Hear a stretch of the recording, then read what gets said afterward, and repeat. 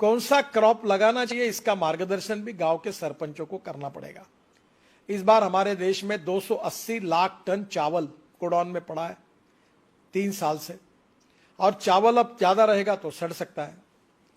क्या आज हमारे देश में चावल इतना ज्यादा है कि पूरे वर्ल्ड को हम चावल दे सकते हैं? वी आर चावल सरप्लस। चीनी, शक्कर, इतनी हालत खराब है कि वर्ल्ड में इंटरनेशनल मार्केट में चीनी का भाव 22 रुपए किलो है, हमारे देश में 34 रुपए किलो है, और हम 10 रुपए किलो सब्सिडी देकर पिछले साल में हमने 60 लाख टन चीनी इंपोर्ट की, एक्सपोर्ट की, और 6000 करोड़ की सब्सिडी दी। तीसरी बात, गेहूं सरप्लस है, मक्का सरप्लस है। 1700 रुपए एमएसपी जो मक्के की थी वो भाव अब 1000 और 1100 रुपए पे आया है। क्या क्रॉप पैटर्न हम बदल सकते हैं? हमारे देश में 80 से 90 हजार करोड़ का एडिबल ऑयल हम इंपोर्ट करते हैं, पर आज दुर्भाग्यवश हमारे देश में फल्ली का तेल हो, जवस का तेल हो, सरसों का तेल हो, करड़ी का तेल हो, सोयाबीन का तेल हो, आज कम है। तो क्या पर एकड़ प्रोडक्टिविटी बढ़ाकर हम इसको कर सकते हैं क्या? सब संभव है। मैं नागपुर में, हमारे ऑरेंजेस होते हैं, और मुझे बहुत इच्छा थी कि नागपुर के ऑरेंजेस एक्सपोर्ट हो। मुझे स्वीडन जाना था, तो यहाँ राहुल ठाकरे करके, सिद्धरराव ठाकरे करके बहुत बड़े नेता थे कांग्रेस के, अभी भी है, उनका लड़का था, बहुत अच्छा काम करता है। मैंने कहा मुझे 2 बैग भर के आप संतरे दो। मैं दुबई गया और दुबई के लोगों को मैंने सबको, मेरा अच्छा दुबई में संबंध था, तो बुलाया चाय के लिए और सबको संतरे दिए। अब हमको 6 कंटेनर हमारे बेचे गए और अभी 100 कंटेनर का ऑर्डर मिलेगा, और 32 रुपए किलो संतरे का भाव मिल रहा है, जबकि यहां हमको 12 रुपए 15 रुपए भी नहीं मिल पा रहा। हमारे यहां सब्जियां हम एक्सपोर्ट कर सकते हैं। हमारे यहां क्रॉप पैटर्न को बदलना, और यह बात बहुत महत्वपूर्ण है, और विश्वनाथ कराड़ जी को मैं अनुरोध करूंगा कि आप थोड़ा सा, जैसे ये विश्व शांति और ये सब बातें फिलोसॉफी की बिल्कुल सही है, पर हमारे गांव में किसान आत्महत्या कर रहे। विश्वनाथ जी, क्या हम किसानों को सुधार सकते हैं? तो मेरा दावा है कि जब तक किसान पेट्रोल डीजल नहीं उगाएगा तब तक किसान सुखी नहीं होगा। हमने इथेनॉल लाया, जो गन्ने के जूस से इथेनॉल बनता है, गन्ने मोलाइसिस से बनता है। अभी तो हमने शुगर के बजाय इथेनॉल में कन्वर्शन किया। 1600 करोड़ लीटर हमको इथेनॉल चाहिए, अभी हम 550 करोड़ तक ही पहुंचे हैं। और अभी पूना के प्राज वालों ने और रिसर्च किया कि डीजल में 10% डालेंगे तो और लगेगा। और मैंने और तय ये किया है कि ट्रांसपोर्ट मंत्री होने के नाते इथेनॉल पर चलने वाली बजाज ने बाइक तैयार की है, टीवीएस ने तैयार की है, वो भी लॉन्च कर दी है। क्या हमारे गांव का जवान लड़का अपने गांव में चावल से, मक्के से, गन्ने से तैयार हुए फ्यूल पर अपनी गाड़ी, अपनी स्कूटर अगर चलाएगा तो इंडियन ऑयल और भारत पेट्रोलियम के पंपों की कोई जरूरत नहीं है।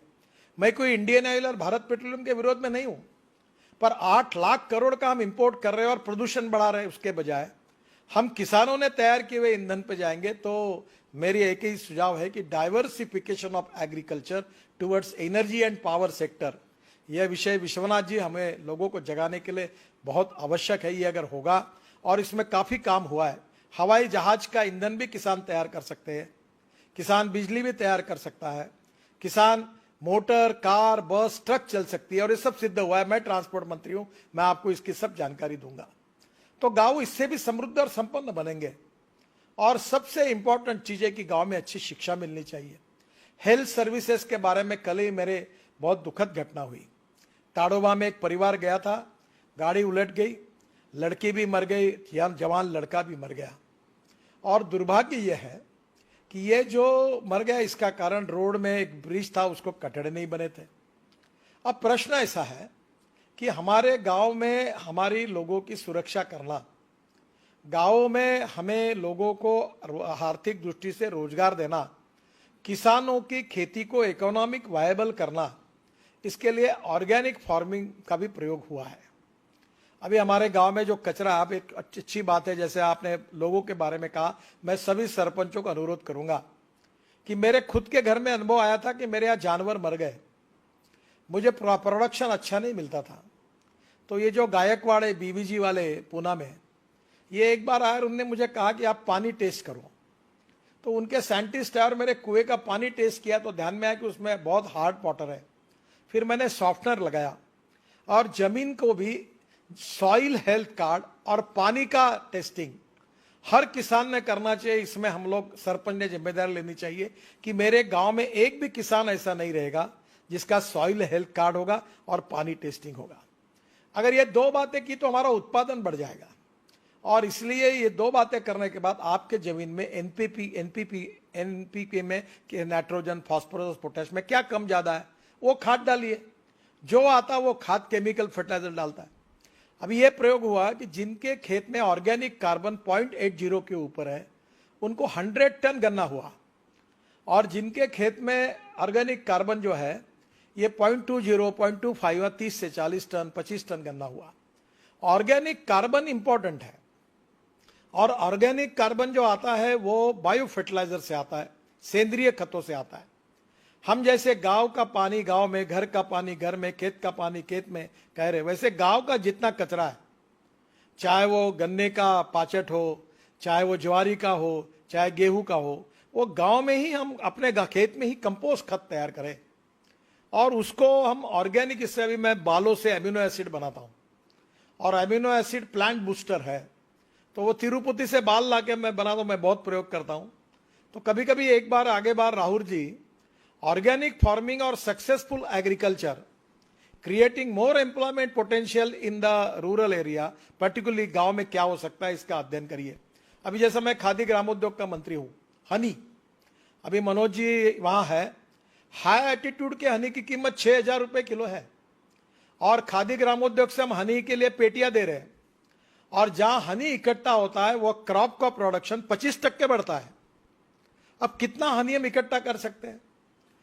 इसलिए गांव में सोलर चरखा, अब ये वर्धा में हुआ है कि सोलर चरखे पर सूत निकालकर उससे साड़ी और कपड़े इतने सुंदर बने, पूरी तरह से उससे रोजगार मिल सकता है। इसी केवल गांव में रोजगार, ये विलेज इंडस्ट्री का टर्नओवर जिसका मैं मंत्री हूं 80,000 करोड़ है, और इस साल अमेज़न ने 70,000 करोड़ का एमएसएमई और विलेज इंडस्ट्री के आइटम्स को एक्सपोर्ट किया है। क्या हमारे गांव में तैयार किए हुए आइटम्स एक्सपोर्ट कर सकते हैं? ये छोटे छोटे लकड़ी के खेल बनते हैं, वो खिलौने बनते हैं। मैं अभी इसके लिए स्पेशल शोरूम शहरों में बना रहा हूं जो गांव के छोटे छोटे कारागिर तैयार करते हैं। कहीं गांव में सीरीकल्चर सिल्क तैयार होता है, कहीं गांव में लकड़ी 12 बलूतेदार जो है, लोहार, सुतार, चमार। अभी मैंने पैठनी जो बनती है उसकी जूते चप्पल वो पैठनी को यूज करके बने हुए लॉन्च किए। अभी डेनिम करके एक जीन का कपड़ा खादी ग्रामोद्योग तैयार करता है जो अमेरिका में ल्यूएसिस कंपनी पूरा लेती है। तो ये जो गांव में विलेज इंडस्ट्री हो, aspirant district 115, rural, tribal and agriculture field में आर्थिक स्वाधीनता, आर्थिक स्वातंत्र, आर्थिक स्वावलंबी जब बनाने के लिए ये गांव के सरपंच क्या कर सकते हैं? To save money is to earn money. There are lot of technology which are available, raw material is available. गांव की स्ट्रेंथ क्या है, वीकनेस है, कौन सा रॉ मटेरियल अवेलेबल है, उसके आधार पर किसानों की इकोनॉमिक्स को हम कैसे बदले और गांव को समृद्ध संपन्न कैसे बनाए, उनकी परचेसिंग पावर कैसे बढ़ाए, उसके बिना आत्मनिर्भर भारत नहीं बन सकता। और सरपंच ये लीडर है, ही इज ए कैटलिस्ट।